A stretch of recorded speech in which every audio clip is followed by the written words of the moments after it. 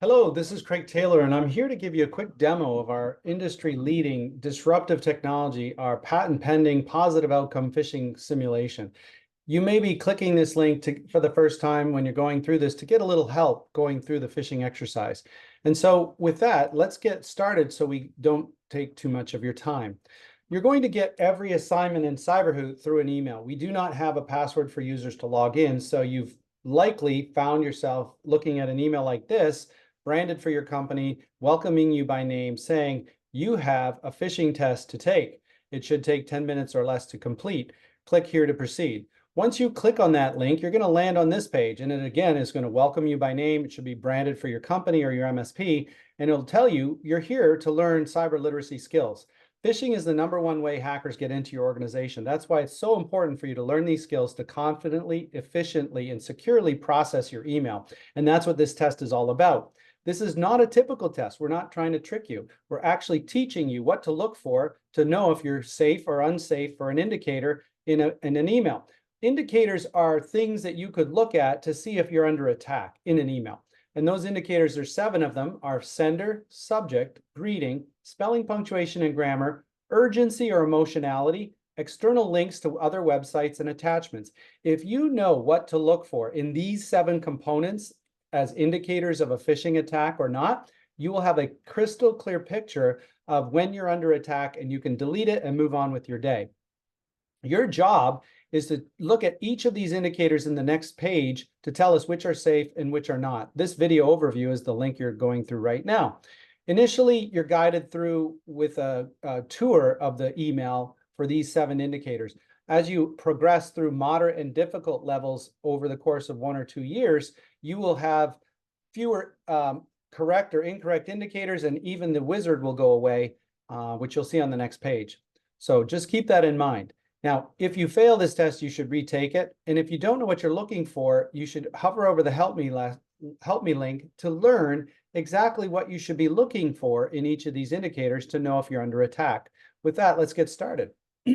So here we have an email from LinkedIn, just a standard email. Doesn't matter if you use LinkedIn or don't. This is just a prototype of a phishing email and the components of that email and what you should be looking at. So the very first thing we ask you is, for the sender, does this sender appear safe or unsafe? And you have 2 buttons to choose. And if you don't know what you're looking for, hover over the Help Me, where it tells you hackers can't email you from the domain they're impersonating. That's blocked. So they register lookalike domain names that are only live for a couple of weeks before they get taken down because they're so close to the real domain of a vendor like LinkedIn. They change letters 1 at a time. If you want to know more about typo squatting, go to CyberHoot's library, cyberhoot.com/library/typo squatting, all one word, and you'll find even more ways that hackers trick you with typo squatted domains. In this case, we're looking at it, and if I'm correct, that looks exactly like LinkedIn, and for this indicator, that would be safe. Moving on to the subject. The truth is, sometimes you can't tell from a subject, but watch for artificial urgency, something too good to be true, or spelling mistakes. Those are some of the indicators that you're watching for. Here we have all caps urgent, obviously unsafe.